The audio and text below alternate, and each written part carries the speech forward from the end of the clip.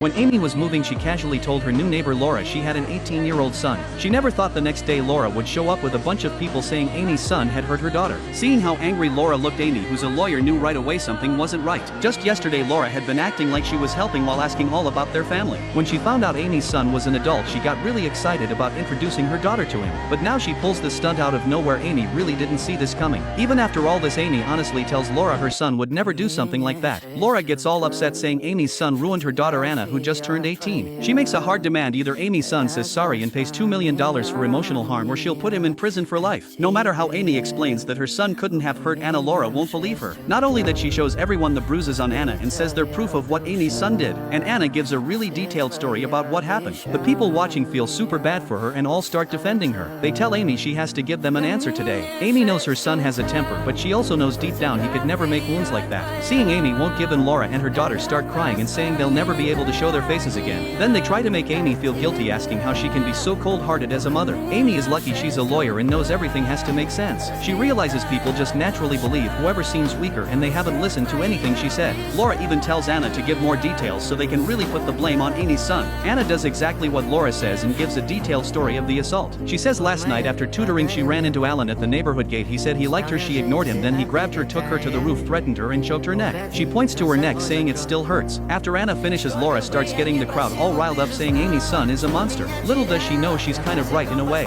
Now Amy sees clearly this mother and daughter are just trying to pull a scam. If her son could actually do all those things, he'd be the eighth wonder of the world. So she calls them out on their scheme without holding back. But Anna keeps playing the victim, crying and yelling about how awful her son is. She even unbuttons her jacket to show everyone the so-called bruises. After making sure everyone got a good look, Laura jumps in to stop her daughter. She demands Amy pay them money today, or else she'll take this to court and humiliate them both. But Amy isn't someone you can push around. If they had ever seen her son, they would never say something so ridiculous. Laura and her daughter only ever saw Amy the whole time, and because that's all they saw, they felt safe putting the blame on her son. Thinking about that, Amy doesn't hold back anymore and calls them out. The only reason they can lie so confidently is because there are no cameras at the neighborhood gate or on the roof. Laura starts getting nervous and just keeps saying the bruises on her daughter are proof enough. Not only that, she pulls out a so-called lab report saying they found her son's DNA on Anna. Even Amy is surprised at how much effort they put into trashing her son's name. If she didn't know her own kid, she'd never be able to explain this even with 10 mouths. Laura thinks Amy is scared and says again that this report came from the city hospital. If they take this to court, her son definitely won't escape the law. Amy tells her right there the report is fake and calls them both totally shameless. After being called out, Anna loses it, crying that her real dad is gone and she doesn't even want to live anymore. She tries to break free from Laura's grip, saying she'll kill herself to get justice. Laura stops her daughter, crying about how her husband died young and if she loses Anna too, she's got nothing left. Then she turns on Amy again, demanding she bring her son out to confess and pay up. The crowd has no idea what's really going on and falls for the mother-daughter act. They yell at Amy for covering for her son just because she's a lawyer and threaten to film everything and put it online. Seeing how crazy things are getting, Amy says one last thing. She says her son physically couldn't have done something like this, and everyone will find out why when he gets here. Then she calls home and tells her mom to bring her son over. Amy gives them a final warning: before my son gets here, let me ask you one more time. Are you absolutely sure my son hurt your daughter and you want $2 million? Laura stands her ground, saying $2 million, not 1 cent less. Amy calmly says, fine, don't say I didn't warn you. Then she tells everyone my son is here. When everyone sees Alan, they're all completely shocked, wondering how this could be.